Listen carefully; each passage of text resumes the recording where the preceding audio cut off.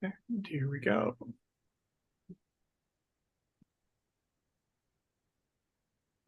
What do we want? When do we want it? Now. Well, we are here standing in solidarity with all the advocates across the country who are calling on the abolition of the death penalty. My son was wrongfully accused and falsely convicted of murder for hire. My little brother was executed in 2010 by firing squad, and it's kind of ruined my life. So I got post-traumatic stress. So I'm here to fight against the death penalty, and I don't believe in it in no way, shape, or form. My son was convicted and then the next day was sentenced to die. He had just turned 20. He's been in there 20 years now, a little over, and we're still fighting to get him home. When my younger brother Paul, he was approached by a man named Dennis Sutar, who stabbed him repeatedly, and my brother died shortly thereafter. We see Dennis literally falling through the cracks. There was no support system in place. Why? Because 6 months beforehand, the state of Connecticut cut all funding to help people like Dennis, the mentally ill, homeless, and poor. Dr. King felt so passionately about the death penalty. He said, it's society's final assertion that we will not forgive. And the death penalty is, simply put, a legalized modern-day version of lynching.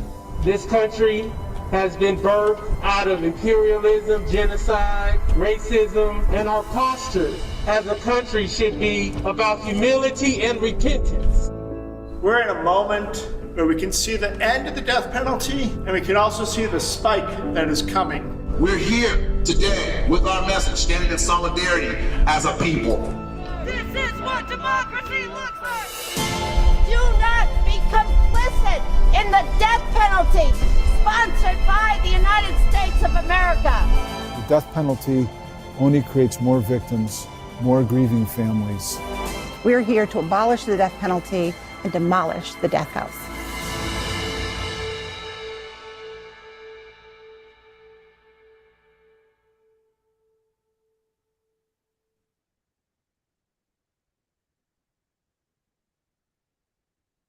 And welcome, everybody. My name is Abe Bonowitz with Death Penalty Action, and joining us so far, we've got a few more people that are expected tonight, but aside from my puppy down here, Yostra, we have Sister Barbara Batista and Adam Pinsker and George Hale. And if you had a chance to listen to the podcast, then well, you would know Adam for sure, and his potty mouth, and George Hale, and I was surprised that George, you included some of that language, but it was the natural thing. Anyway, let me welcome you all and say that we've invited a few other people to join the panel, and we'll see if they do, and if not, we've got plenty to talk about just ourselves. But let me give you a moment each to introduce yourselves. And then I wanted to share the little intro video you have about the podcast, because I know that there's a number of people that haven't had a chance to listen so far. And then we'll get into the conversation. So let's start with you, Barbara, and then Adam, and then George. Just a quick introduction, who you are and how you come into this picture. Sure. Hi. Yeah, I am Sister Barbara Batista. I'm a Sister of Providence, and I live about 8 miles from the death house. I live in St. Mary of the Woods, Indiana, right outside Terre Haute.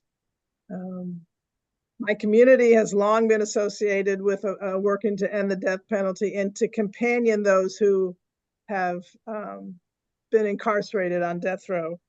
I myself, during that federal killing spree, really had the opportunity to be with two men, Keith Dwayne Nelson and William LaCroix, in the death chamber, to give them, each of them, somebody in that space that was not there to kill them, somebody in that space that was there to companion them on their journey to their God, even through the violence. So that's enough about me for now. Thank you. Adam? Yeah, my name's Adam Pinsker. Was a reporter at WTIU and TV and WFIU radio in Bloomington, Indiana from 2019 to 2021. just so happened the task of witnessing the very first execution carried out there since 2003 fell on my lap. So did about 6 others. I witnessed. Fortunately, my colleague George Hale helped me out and witnessed a few of the other ones. Otherwise, I would have been stuck doing all of them. Yeah, the potty mouth. I was the one who is, George. I knew George was recording, but when your first reaction minutes after seeing something like that, it just was a bit startling. So, but yeah, I'm now working at a TV station in Indianapolis, so I'm still in Indiana, and just finished listening to the final episode of Rush to Kill. So, but yeah, George and I mean, I would probably say George did a bulk of the legwork. We teamed up on TV and radio coverage and web coverage of those executions and the various legal battles that preceded each one of them. So it's quite a task. So, Thank you, Adam. Glad you're able to join us. And George, quick introduction. Yeah, sure. I mean, I think Adam and Sister Barbara kind of gave a good introduction because they were sort of my introduction to this whole thing. I didn't start covering the executions until they were almost halfway done. And it was just because, my colleague Adam didn't sign up to witness, a million executions. They kept on teasing them out. They would schedule 1 or 2 more, and then people would sign up for that. But at the time, it didn't seem so clear that they would just go on, seemingly forever. And so once we kind of realized that that might be the possibility, I started covering them as well. And I started with, the first execution I covered was one where Sister Batista was the minister of record for William LaCroix. Anyway, but once I got there, it just seemed like it was such a unique story and just a compelling story. And I just basically started recording everything. And that's what eventually became the podcast, was following all of these people around as they struggled to, either cover this execution spree, or in some cases try to stop it. In other cases, try to make sure it happened, depending on who they were. All right. Well, thank you all for being here. And there's some others here coming soon, I hope. And anyway, let's introduce the podcast a little bit more, and then we'll get into the conversation. Inside the federal penitentiary in Terre Haute, you'll find 42 men currently serving on America's death row. For nearly 2 decades, no federal executions were carried out, but that changed in the final year of the Trump administration when 13 people were killed in a 6-month period. Rush to Kill is a podcast 2 years in the making. WFIU's George Hale and NPR researchers interviewed dozens of people and pored over endless documents to bring you the story behind the resumption of executions, mistakes made along the way, and the future of the federal death penalty. Take a listen. Under the direction of President Donald Trump's Attorney General, the U.S. government started setting execution dates for people on federal death row. After last-minute delays and legal hand-wringing. And then in July 2020, the Prison Bureau started killing people again. The United States government held its first execution in 17 years this morning at the federal penitentiary in Terre Haute, Indiana. And fast. For the second time in 48 hours, the Supreme Court paved the way. With 3 executions during the same week, the administration started executing faster than any in modern history. The 8th, its 9th, the 10th federal execution carried out by the federal government. As states like Texas and Florida canceled executions and shut down death chambers to prevent the spread of COVID-19, the feds cranked theirs up. By the time it was all over, the U.S. government had executed more people under a single presidential administration in a century. We're joined now by podcast host George Hale, who witnessed several of the federal executions, reporting for WFIU. George, thanks for being here. I know it's a long time in the making, this podcast. Why do it? Why do it? Well, because these executions are the only executions that are carried out by the federal government. So whenever the U.S. wants to execute one of its own citizens, I think it's super important for us to be aware of that process and how it goes. Yeah. Also, just being an hour or 2 from the Bloomington area as well. Executions have stopped under the Biden administration, but he hasn't banned them like he campaigned. Mm-hmm, yeah. What do you know about that? Yeah, it's interesting. So Biden was the actual author of some of the laws that were used to prosecute people that were later executed at this. So he's got a real intimate involvement in the actual executions themselves. Now he's against the death penalty, and so people expected him to perhaps pursue legislation to abolish it or commute the sentences of people on death row, but he hasn't followed through on either of those. Mm-hmm.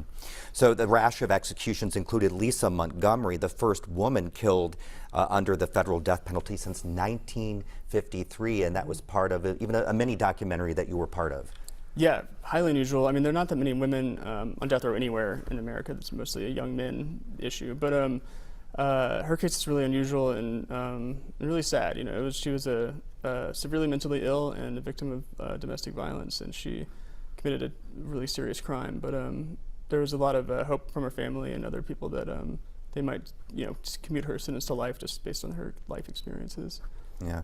So you and former WTIU reporter Adam Pinsker both contracted COVID during this as well. Right. So yeah, the podcast focuses on the rush to execute people and the things that can go wrong when that happens. And the COVID outbreak in the prisons is part of that. Most death chambers shut down during COVID, but the federal government decided to keep theirs open. So one episode has dropped already, and you can find that on the WFIU News website. Can you give us a little bit of rundown of what's coming up next? Oh, sure. Yeah. So it's basically the results of our 2-year-long investigation into the federal death penalty. And so we're going to focus on botched executions, execution drugs, and methods that are prohibited elsewhere, but the federal government uses. Racist prosecutions, mental incompetency, all kinds of basically looking at the federal death penalty from every side. All right, George, thanks so much for your time, and looking forward to this podcast coming up these next few weeks. Thank you. Yeah, thanks. So just before I stop sharing the screen, I'll just show you that this is the webpage for Rush to Kill. I'm going to put a link to this in the chat, and this is where you can find all of the episodes. So there'll be a link to this in the chat, and of course you just need to go to Indiana Public Media and you'll find it right there on the front page. So now we've got all of that out of the way. George, I see Reverend Breeden has joined us. Bill, if you want to give us a brief introduction of who you are and then and how you come into this picture, and then we'll get into the conversation. Well, it took me about 10, 15 minutes to figure out how to get on this thing. It's just, I'm an old guy and technology's tough. I've been working with people on death row for about 16 years. I've been visiting basically every month for about 16 years, a man named Chad Folks. I've also been involved in getting people to volunteer to be ministers of record on death row. Laura Lesertmer and Ross Eiler and Chris Haynes are serving as ministers of records now on death row. I have been involved in the anti-death penalty movement since a long time. Abe, you were there when McVeigh was executed, and in fact, you carried a 14-foot puppet of Jesus about 4 miles in 90-degree heat. So we protested every execution on death row and federal death row since it opened in Terre Haute. I've been involved in that a lot. And my man on death row Chad Folks, who I've been visiting for, around 16 years. He's been on death row, I think, 19 years now. I volunteered to be a minister of record for Corey Johnson during the Trump bar murder spree. When I found out that the last 3 people on the list to be executed or murdered did not have ministers, and only a minister can go in the death chamber with you. And so I drafted a couple of friends of mine to do 2 of them, and I took Corey Johnson. And Corey Johnson had been in solitary confinement for 29 years without a minister, without a visitor. 29 years in solitary confinement without a visitor. He was he was unable to write or read at any, probably 2nd or 3rd grade level, but he was an amazing human being, one of the finest human beings I've ever met. Everybody on the row respected him. Had never seen him lose his patience or or talk bad about anybody. In 29 years, he had never been written up by a guard, which is unheard of. So the experience of witnessing his execution, of being in the death chamber with him for quite a long time, changed my life. I mean, I suffer from PTSD-like symptoms somewhat, and it's been awful. It's something that you can't imagine. I could have never imagined it. And so we now have a visitation project dedicated to Corey Johnson, in which we have been raising funds to bring families to visit their members of their families on death row. And it's been an amazing. I enjoyed it. My phone keeps interrupting me here. Anyway, I think if people knew the truth about death row, they would fight it. Thank you, Bill. Hi, Glenda.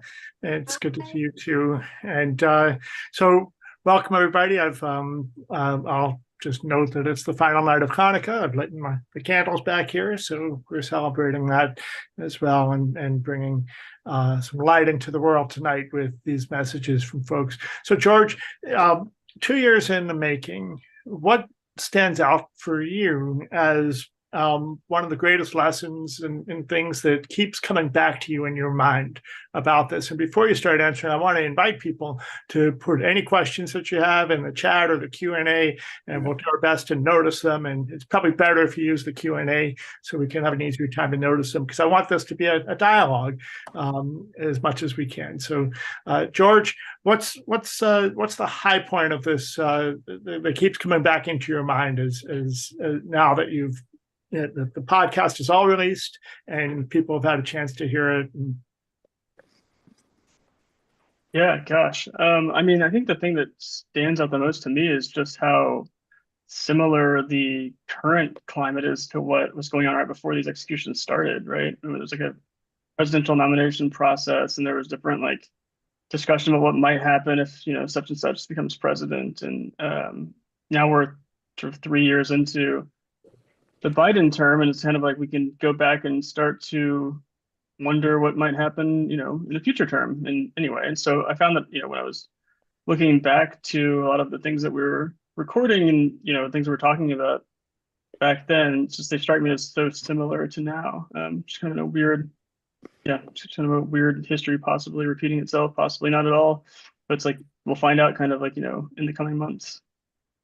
So what kind of feedback have you been getting from people that have had a chance to go through these? I will tell you that for me, and again, if you haven't had a chance to listen to all of these episodes, it's a lot. Some of it's very heavy, but I learned so many things about some of the cases and some of the individuals that I was unaware of. And I was, present along with a number of other of us through this whole series. But for example, the most recent in terms of our anniversaries here, December 11th, the anniversary of the execution of Alfred Bourgeois. He was executed the night after Brandon Bernard. And the difference, I was in Washington, D.C. at a protest that we did outside of the White House that night. There was a whole bunch of folks there at the protest site that we got there next to the Dollar General the night of the execution of Brandon Bernard. And that crowd was very large, I'm told.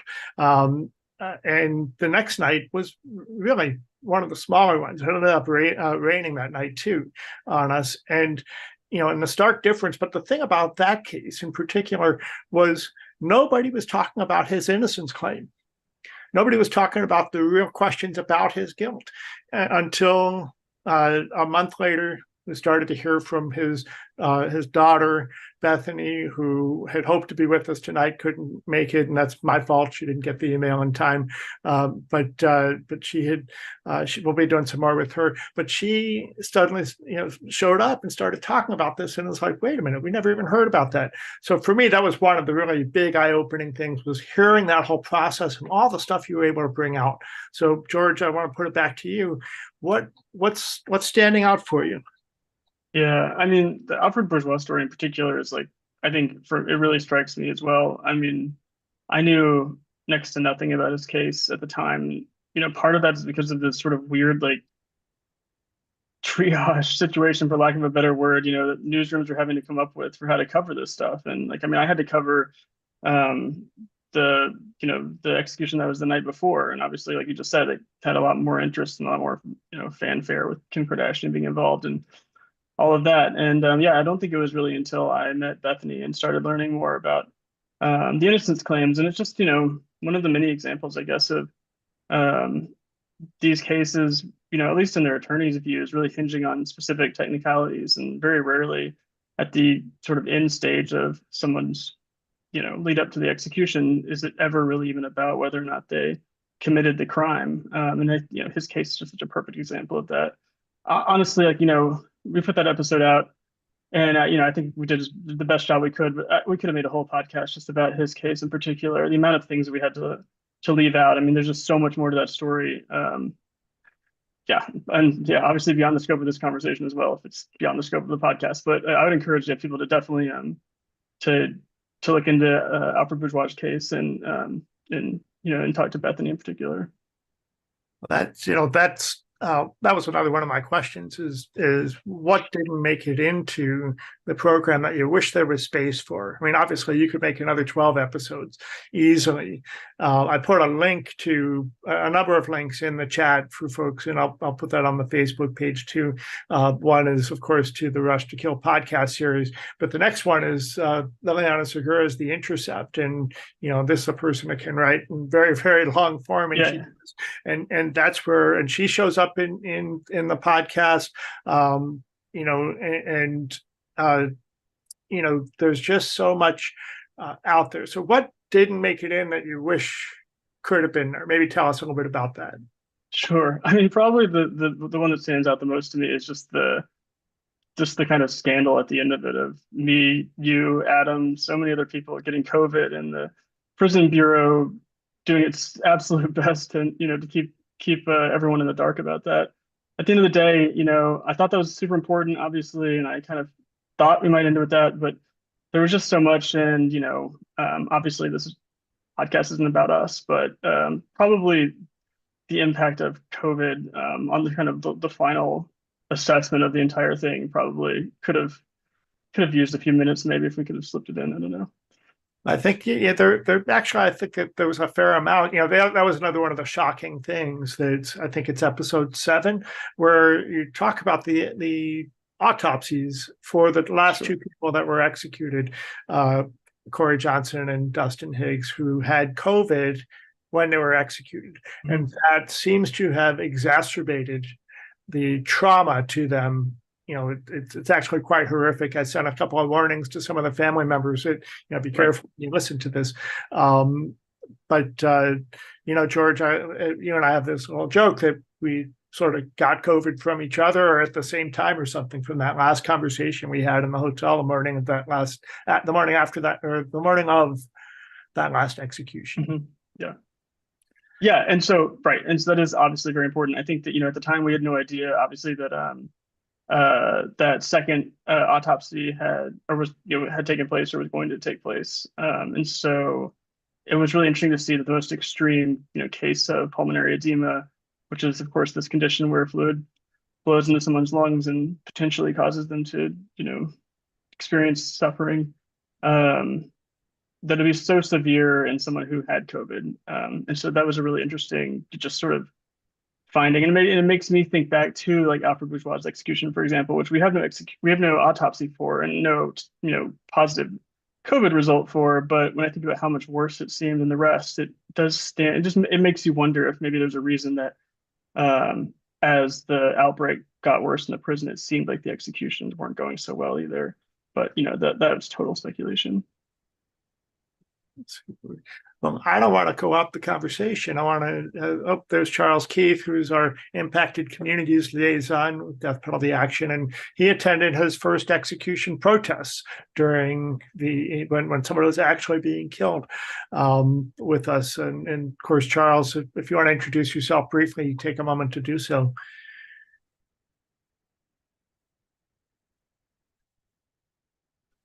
Hi, Charles Keith, Impacted Communities Liaison for Death Penalty Action.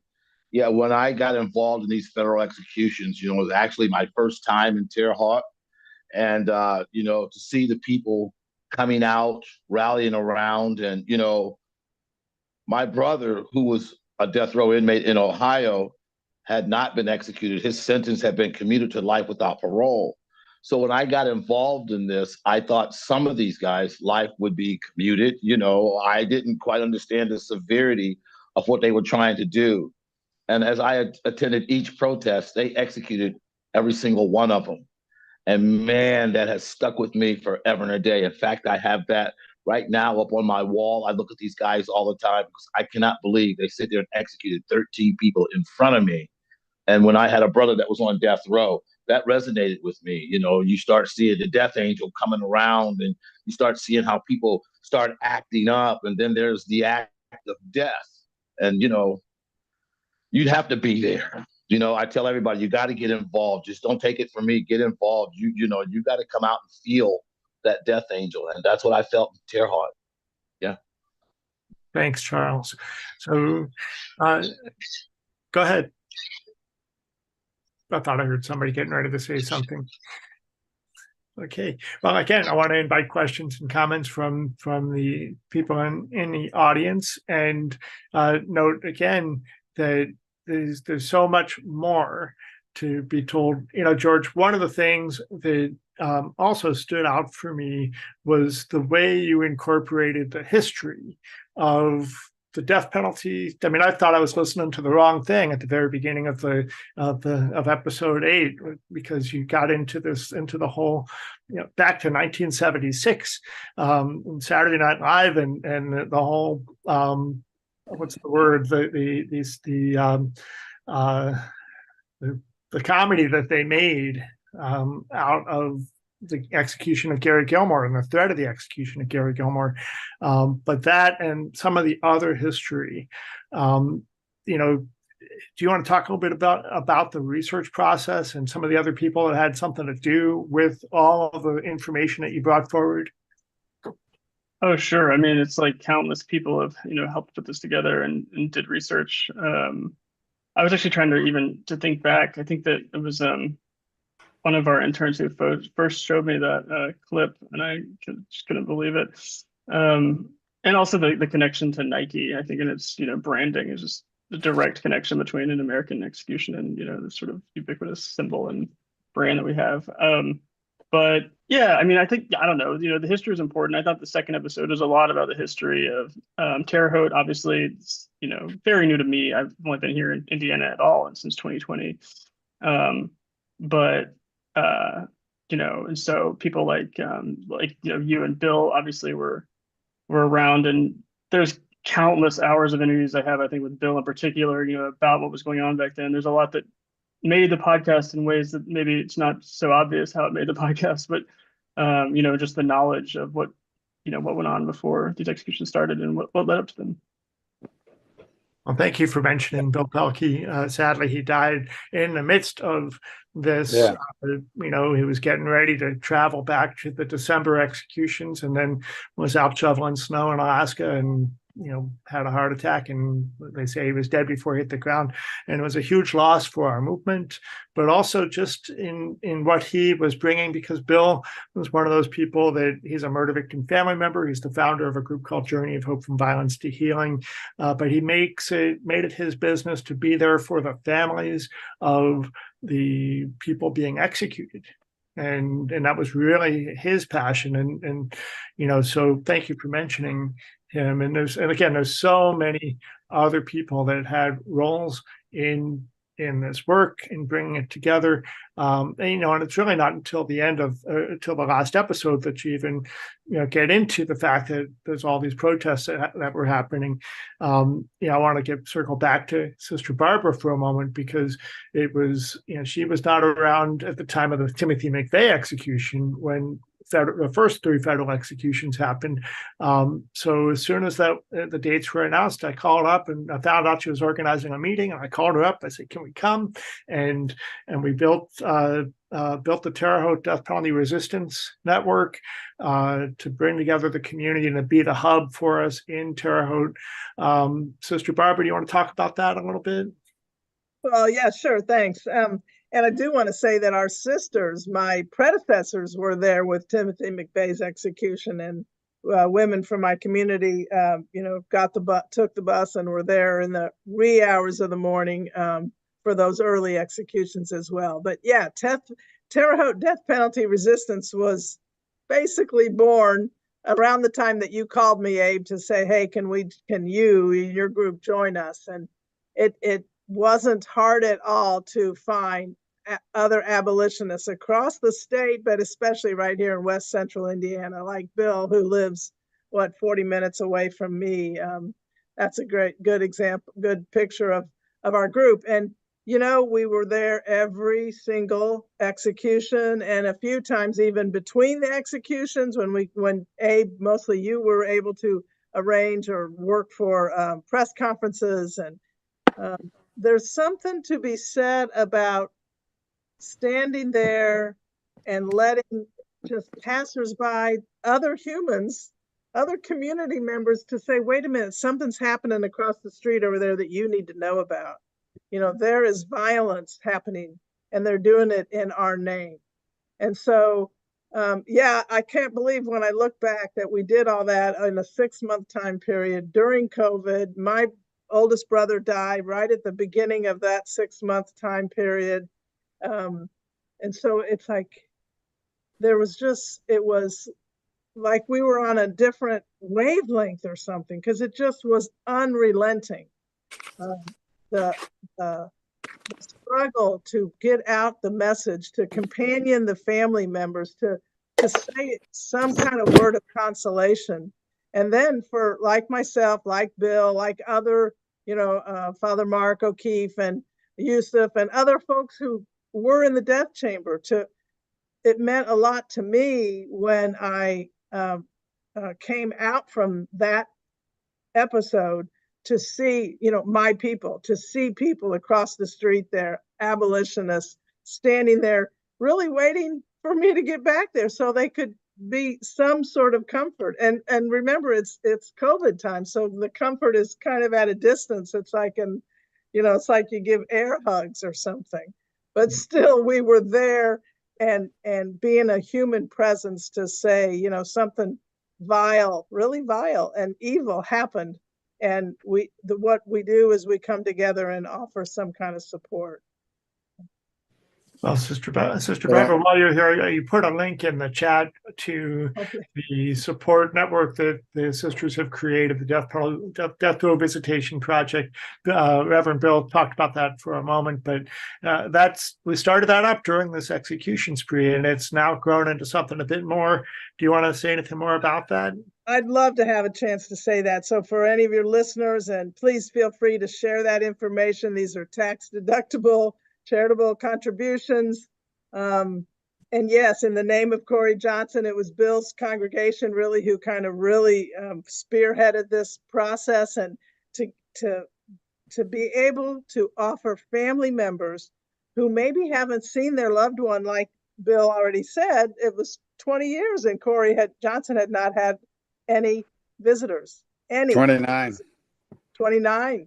No visitors. So it's like, so when we could come together and say, okay, we know people want to support this, and it's a lot of legal teams that support this, and just random people who see about it. We try to blog about it. We try to get the word out, because the joy in people's faces when sometimes we go and pick them up at the airport. Sometimes they stay with us right here in the convent, the mother house. It's all Catholic lingo, but anyway, where the nuns live. And it means so much to offer some kind of kindness to these families whose lives are turned upside down because their loved one is, put away, and they live in Oregon, and here their loved ones here in Terre Haute. So yeah, I'm really happy that we were able to create this fund and it's to maintain it. And I just have to say, most recently, our last person we supported, in fact, the family came for a funeral because their loved one, who was on death row, and I don't know the details, I don't know if we'll ever know, but I do. Supposedly took his own life while he was on death row. We had supported his son to come in May, and his son was planning to bring the grandkids and the whole family to see their grandfather, and instead we supported them to come for his funeral. Go ahead, Bill. Let me comment on that, a couple of things. That Nashi, the federal government reported that he was found unresponsive in his cell. Just interact to say that this is a person that died on death row on the federal death row just a couple of weeks ago. So people That's right. That's right. And it was a suicide, but he was not found unresponsive in his cell. He was found hanging in the recreation cage and had been hanging for more than an hour. The federal institution said he had been found unresponsive in his cell. I think people need to know what solitary confinement does to you. And Nashi chose to get out. There was another prisoner on the rec yard, in the rec cell beside him, that cage, that saw him do this, testified to it. I have letters about it, and we're trying to get the word out that this was a hanging, that he hung himself because of solitary confinement, because of being away. As far as the visitation program, when I had probably, I don't remember exactly, but somewhere around 25 to 30 hours to visit Corey Johnson in the last 2 or 3 weeks of his life. And one of the things I told him when I first met him was about the African tradition and African mythology and African religious tradition. You don't die until your name is forgotten. And I told him, your name is not going to be forgotten, Corey. We're going to make sure that your name is remembered. And fortunately, I had raised money to bring his family to visit him, but the lawyers involved out of Washington, D.C. decided to pay that and gave us the money and said, use it in other ways. And thankfully, the Sisters of Providence, which are wonderful people, took the funds and have been, along with Margaret O'Donnell, a lawyer in Kentucky, who helped us put together this program to bring the families in. And I've tried to meet most of the families when they come over. I drive over and meet with them, and we have a housing relation situation that they can stay if they choose. And to meet these families members after they come out of meeting their grandfather or father or family member after years of not being able to see them, it's just the most amazing thing that I've ever been involved in. And if I can, I'd like to give you a voice from death row, because it's voices we never hear. And Corey Johnson could not read or write beyond, very, very rudimentary level. He was mentally impaired and had never learned to read or write. But in fact, it took him several minutes just to copy down my address so he could send it to his family and my phone number. But on the morning of his execution, I asked him if he had something he wanted to say for his final words. And so he dictated to me what he wanted said. And I'd like to read those words, if that's all right. Is that all right, Abe? If you got time? Well, I'm grateful for you bringing that voice. Go right ahead. These are the words of Corey Johnson, a man who I've sat with the Dalai Lama, and I've sat with Bishop Tutu, Archbishop Tutu. I've never met a finer human being than Corey Johnson, to be honest with you. The last words of Corey Johnson. And Bill, why don't you tell them that they didn't let you do that in the chamber? That's right, I will. The fact is, they need to know that. Yeah, when I went into the death chamber with him, I had already told the federal executioners. They asked me what I wanted to do. I said, I want to read Corey's last words that he dictated to me, and I want to say a blessing and a prayer, and I want to bless his body. And so when I tried to read his last words. They wouldn't let me do it. The man in charge. I think the black person who was part of the crew was actually moved, and he was very kind. But the guy in charge was I don't know, I don't want to call him names, but he was very brutal. And he said, Corey has to read it himself. And I said, Corey can't read. Besides, he's on a cross-shaped gurney strapped down. I asked Corey if he wanted me to try to hold it above his head so he could read it, and he finally just said, let's just do this. But when the guy announced the execution, and he announced it like he was a carnival, hollering it, come see, he literally yelled it out, let the execution begin. And the victim's family stood and cheered and whistled like it was a touchdown. And had they heard Corey's words, I don't think they would have done that. Here's Corey's last words that they were not allowed to hear. I was not allowed to read them. Corey said this, I want to say that I'm sorry for my crimes. I wanted to say that to the families who were victimized by my actions, and I want these names to be remembered. Lewis Johnson, Anthony Carter, Dorothy Armstrong, Curtis Thorne, Linwood Childs, Peyton Johnson, and Bobby Long. Those are the 5 people who were murdered that Corey was involved in a drug war. I had actually told him that if he'd gone to Baghdad and killed, Iraqi civilians, I could have got him a pardon and a medal. He killed the wrong people. But he said, I would have said I was sorry before, but I didn't know how. I hope you will find peace. To my family, I have always loved you, and your love has made me real. On the streets, I was looking for shortcuts. I had some good role models. I was sidetracking. I was blind and stupid. I am not the same man that I was.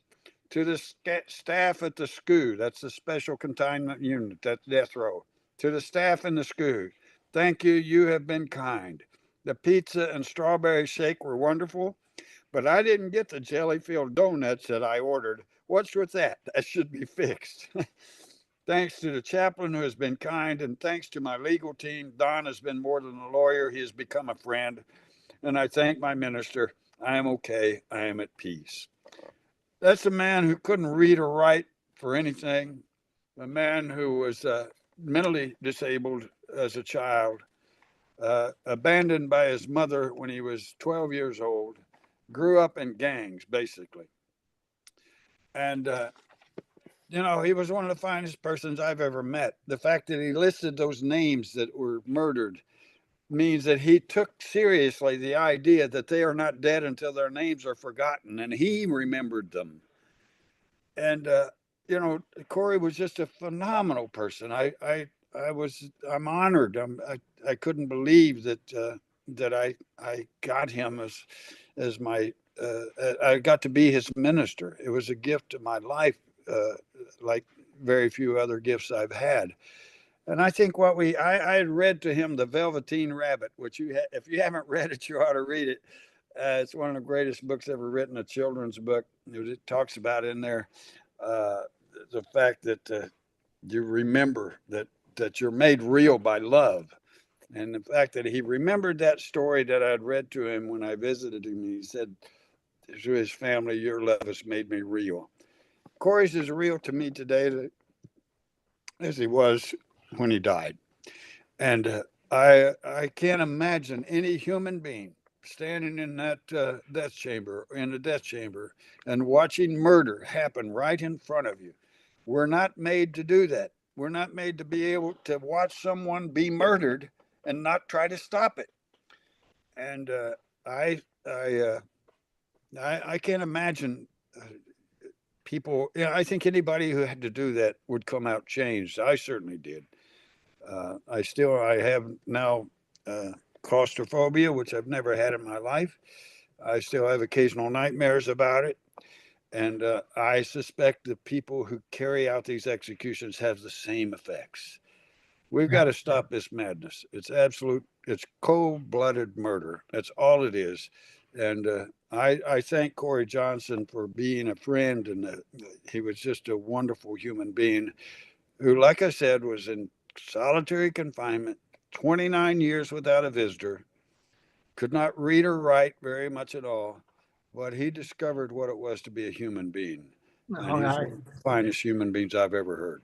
No. Thank you for all of it, Bill. You know, there's so much to unpack in what you said and also what Barbara said before you.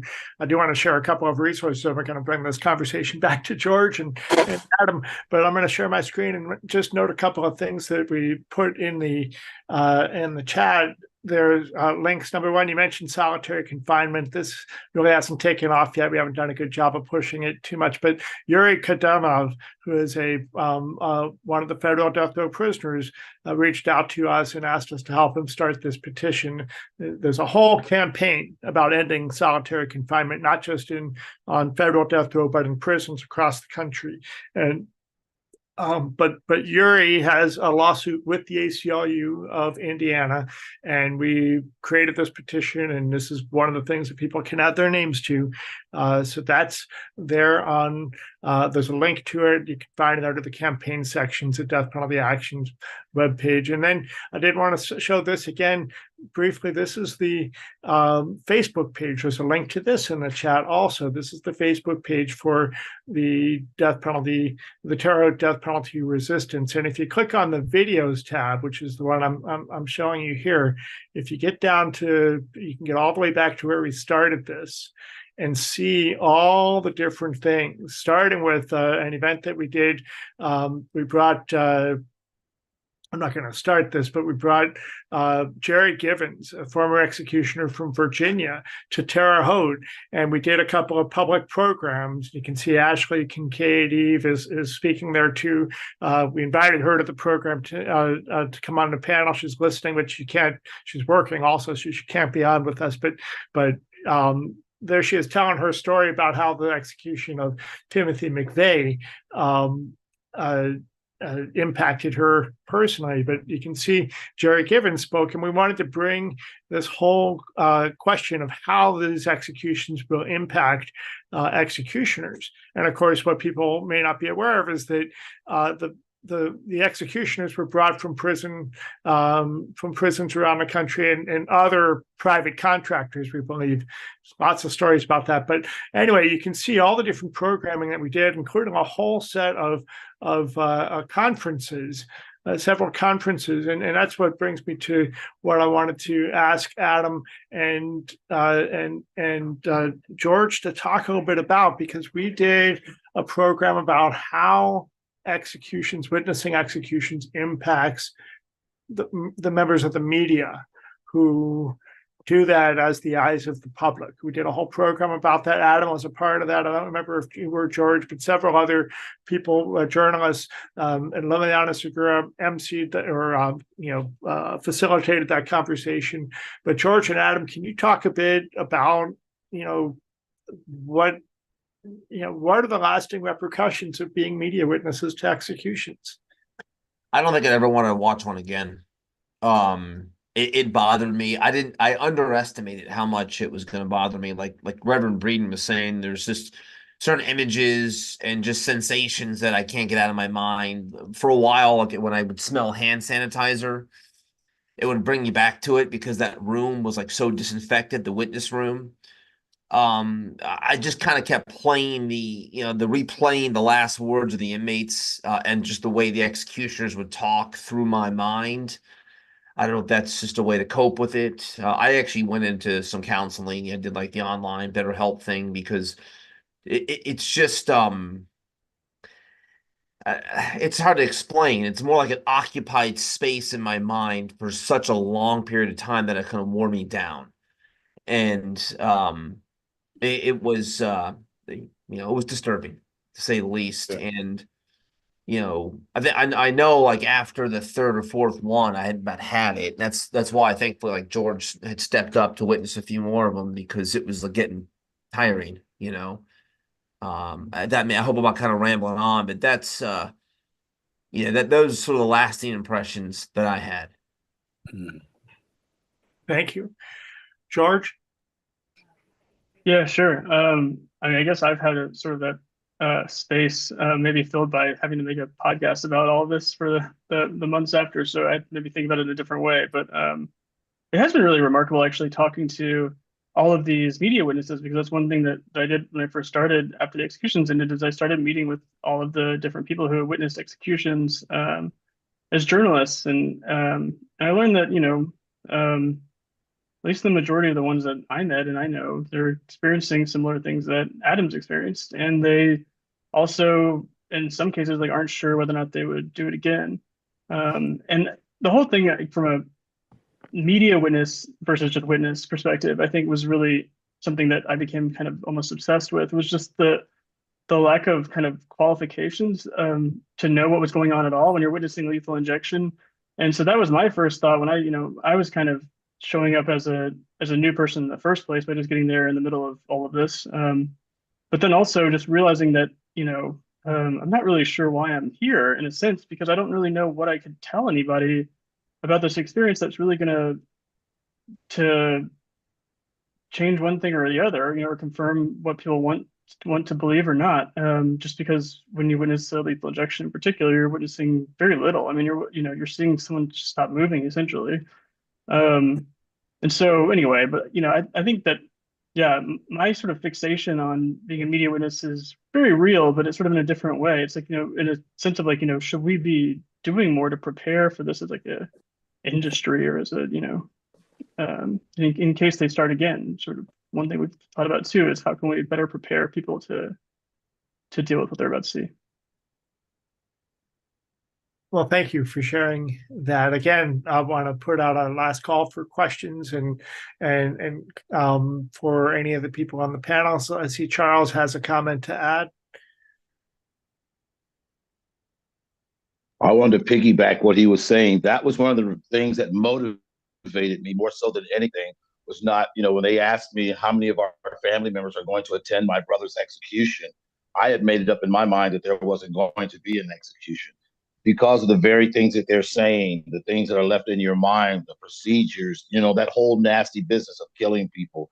So that's was one of my biggest motivating factors is, I can stay down on my knees and pray that this execution doesn't happen, which I don't believe would have gone that way. Or I can get up and get busy and go out and find the information. I have to go out and find everything. And I had to be able to keep my brother alive in the media. So everything I'd done, I immediately put it out there, because I seen in the beginning when during the media phase, they were killing him. They were crucifying him in the media. And I learned that technique. And when I came back and reversed it, I learned to keep him alive in the media. So, I didn't have a chance. I didn't have to go and witness an execution, nor have I seen an execution. And that's what I try to spare myself and my family and everybody from. So, I feel bad for those guys. That's something that's in your minds, that's in your spirit. But that's something that I did not want to see. Sure. Well, it is. Well, there's so much that could be said just about that issue. But George, I want to ask you or invite you. What's next on the radar for you with regard to federal executions? I know you cover the federal prison system and all that. Hopefully, they still let you in or give you access. But what's next for you? And what else can we do to help amplify the message and the story that you've created with this terrific series of podcasts? Yeah, well, thank you. First of all, I appreciate it. I will say, you mentioned keep letting us in. I guess I don't know if I hammered that home enough in the podcast itself, but they've never let us in. So this is they've denied every interview request we've ever made. Anyone you heard from the podcast that's inside the prison, we found a different way to talk to that person. The interview requests that we put forward have been formally denied by the warden because they supposedly would risk security or order. And in fact, when you showed Yuri's petition, it reminded me that I was CC'd on a recent protest to the person above the warden, I guess, whoever that is in the system. And it said that I just wanted to, push back and see his words, I'm paraphrasing, but basically that, I don't think that George's interview request about the musical that I'm writing really risks any, risk security or, disorder inside the prison. It was such a sort of insane thing to kind of read, just casually going through my mail one day at the office, but they've denied all interview requests. So that's been something that's, very much complicated the work and continues to complicate it, obviously. Denied your request to interview prisoners? Yeah, yeah, oh yeah. Well, certainly have never allowed an interview with anyone from the staff either, but we've requested plenty of times as well. But yeah, so yeah, all media requests, like all interview requests, have been denied from our station for forever, as far as I know. And there's, this is speculation, but I think the reason for that is because under their policies, they're not supposed to be monitored if it's a formal interview. So they have an hour to tell us whatever they want, and so we've never had that hour with anyone, at least not officially or formally. They still let everyone email us or call, so it's not like a total blackout. But I can't actually ask certain questions or get certain answers. I think that I would be able to if I were allowed to operate normally.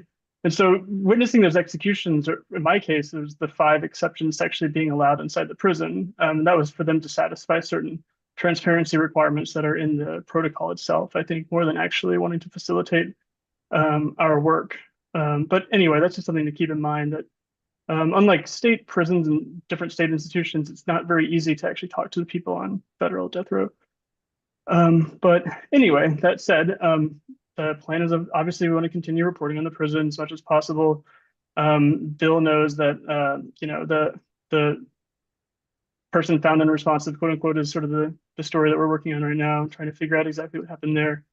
And there's just a lot of other stories, and there's a lot going on there that just haven't had a chance to really get into lately, just because of the podcast. But of course, much bigger picture is the kind of looming crisis that awaits us all if someone's elected who wants to restart executions, because unlike the Trump administration, where it took them 3.5 years to restart executions and they were still able to kill 13 people very quickly, I don't see any reason to believe that they would necessarily have to wait at all before they started executing more people. And if the courts are the way they are and there's no change in the makeup of the row itself, God only knows what we could be looking at for 4 years in Terre Haute. I'm sure that this is not new information for anyone on the panel here, but maybe people listening might not have considered the possibility for something even bigger to happen in Terre Haute,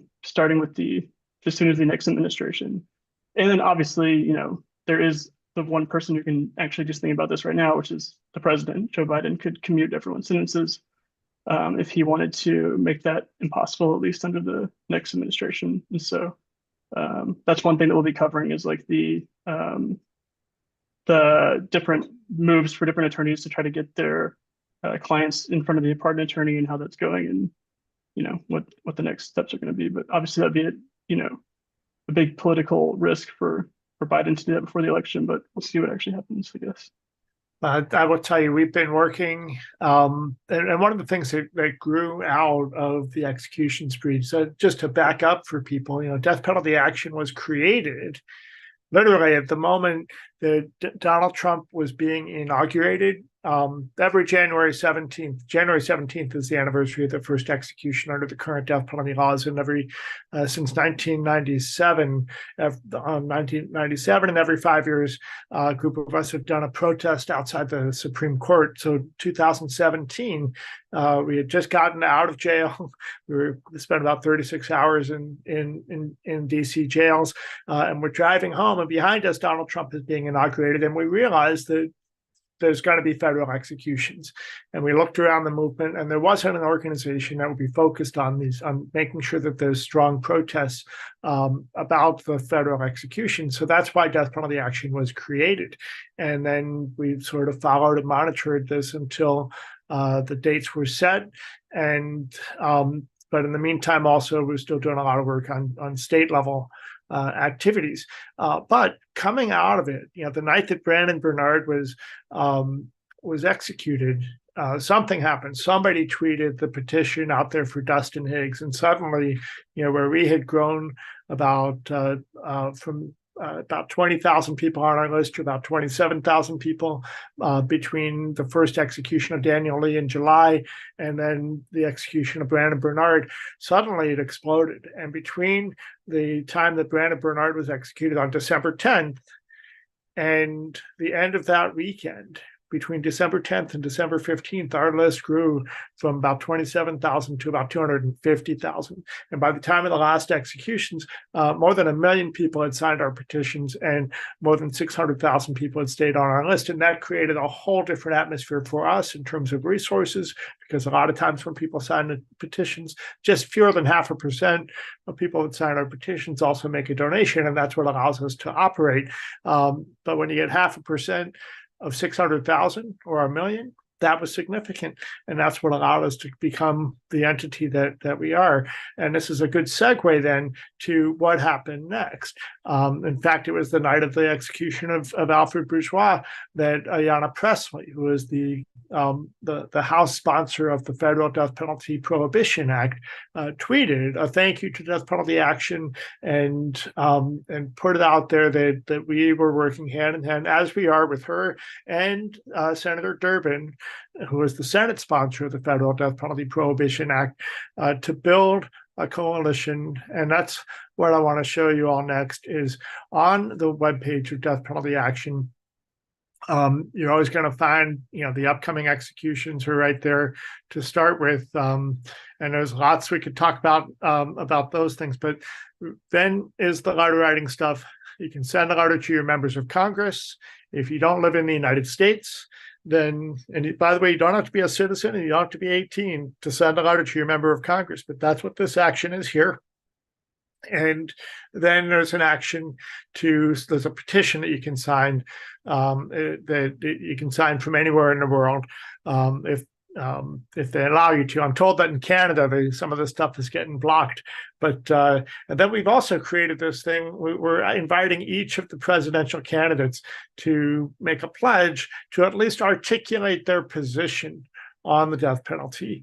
And then, of course, down here, you get all kinds of other stuff. I should point out, here's an op-ed from Reverend Sharon Risher, our board chair, who's the killer of her mother and 2 cousins is arguably probably in competition with the Boston bomber.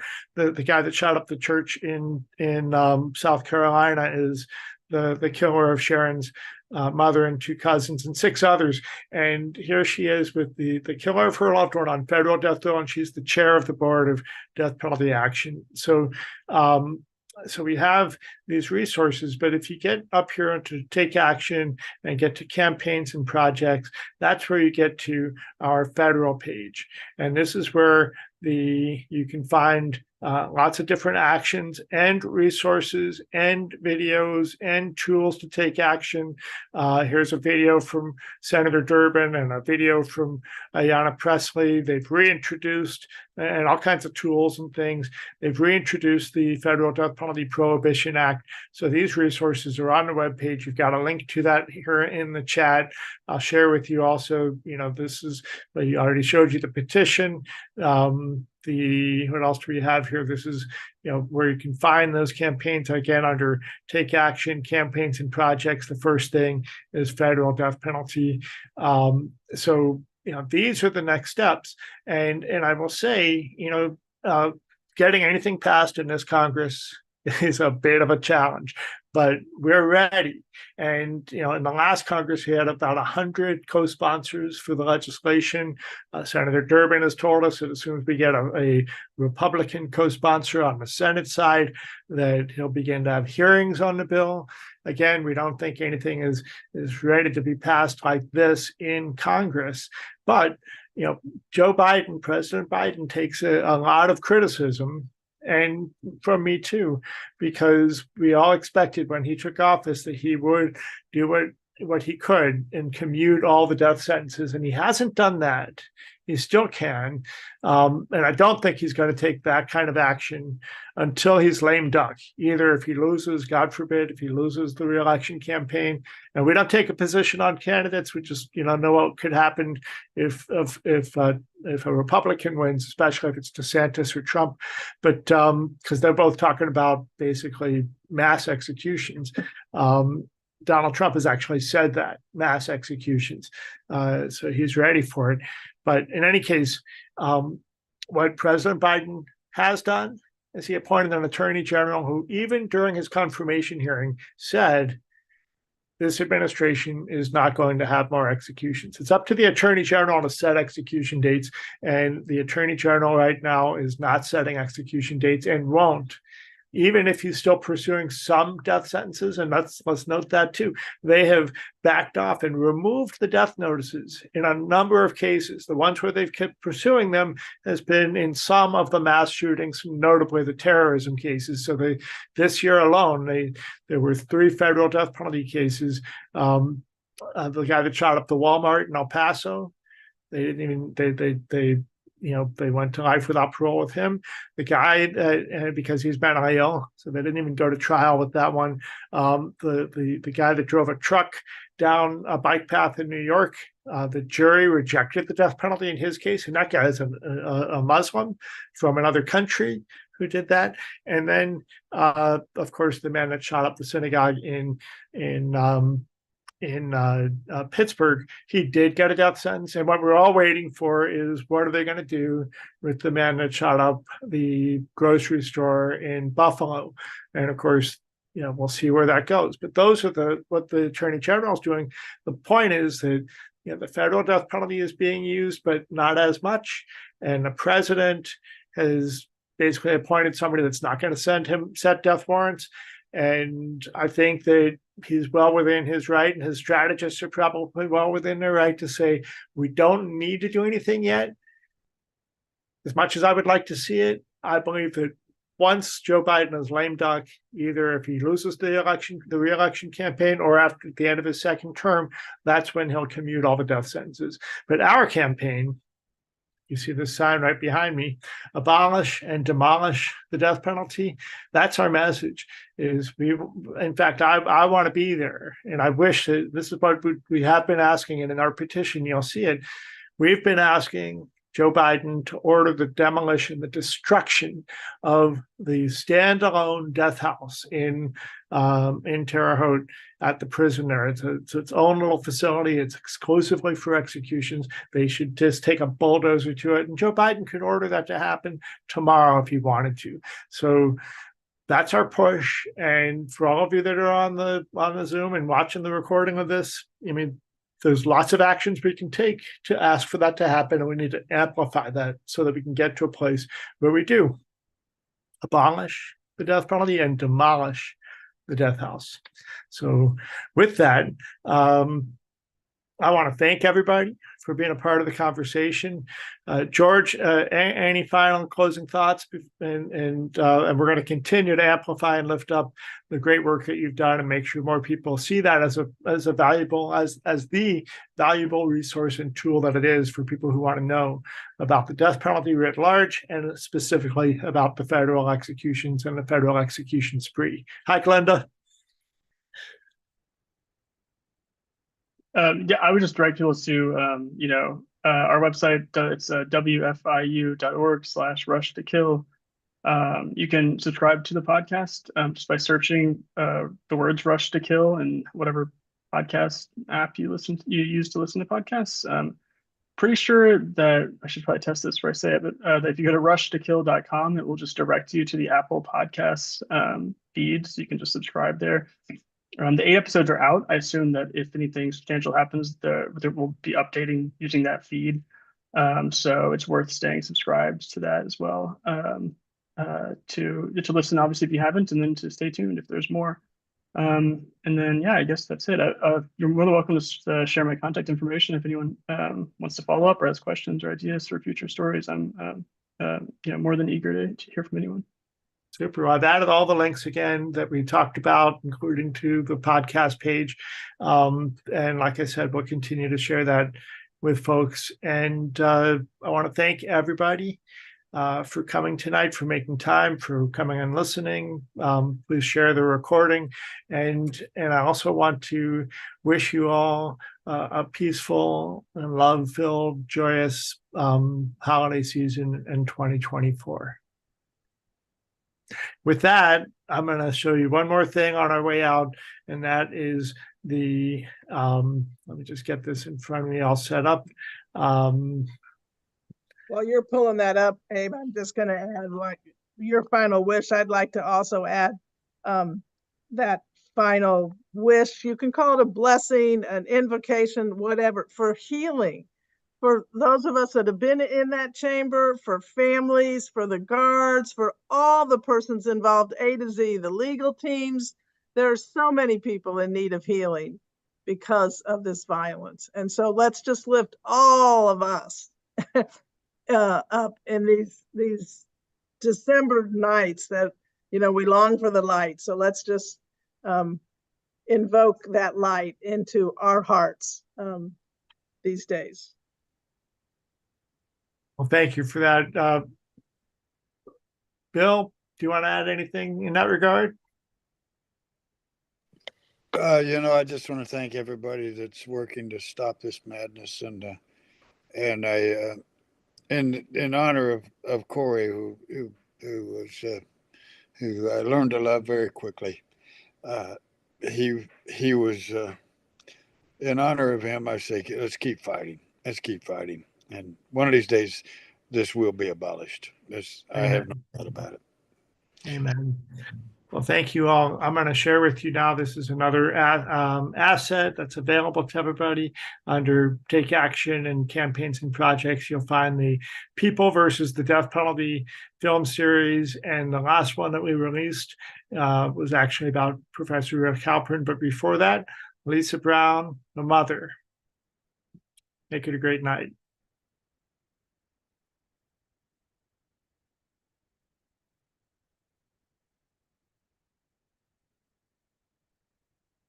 The crime happened with 5 other teenagers. Christopher was the oldest. What was told to me by not just my son, but the others, it was never intended to be a homicide. They were going to joyride in the car, leave the car with them in the trunk, somewhere, make a call, and have someone come and get them. And I think things just got out of hand. I think Christopher snapped for whatever reason.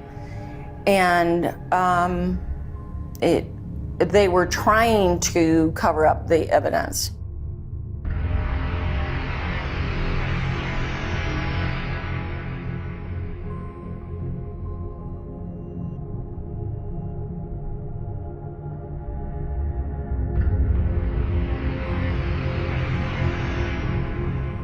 When he explained it to me, it seemed to me that he had a psychotic break. Like he wanted to take it back as soon as it had happened, but obviously he couldn't.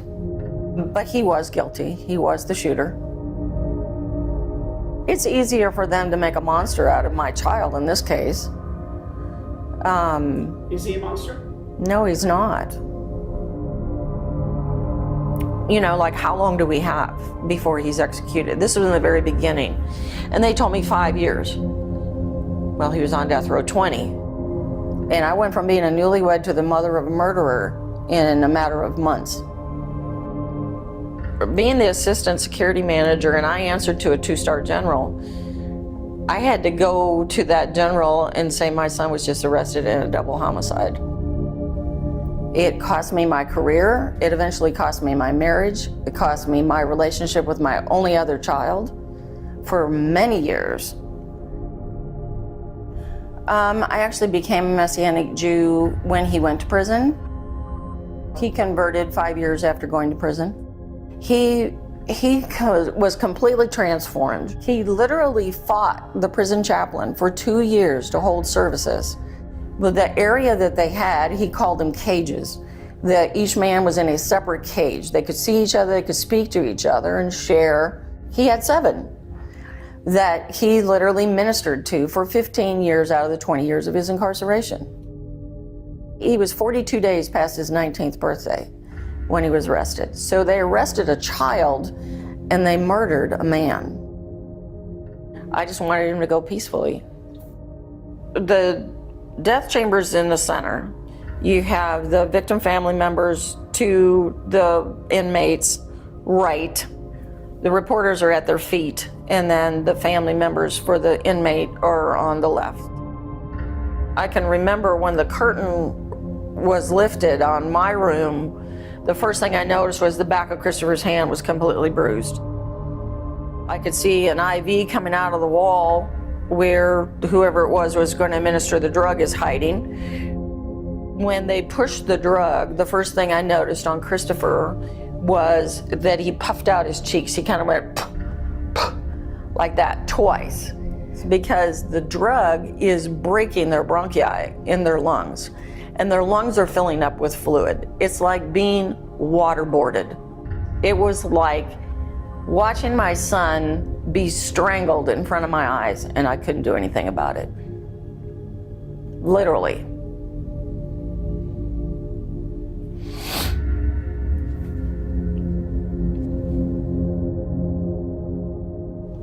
The first 2 years after he was sentenced,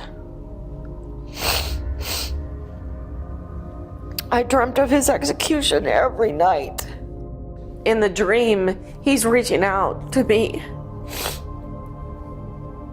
and his eyes were saying, "Save me, Mama." And when I actually was there witnessing it, he was crying when he died. But he was looking right at me. My sister, she just was holding my hand, and she said, "He's gone, Lisa, he's gone." This is the letter that I received after Christopher's execution. It's down here, if you look closely, it says manner of death, homicide. This is Christopher right here. It's a double grave. I'll be buried with him when I go. And I usually come on his birthday and on Mother's Day. And, just when I'm missing him.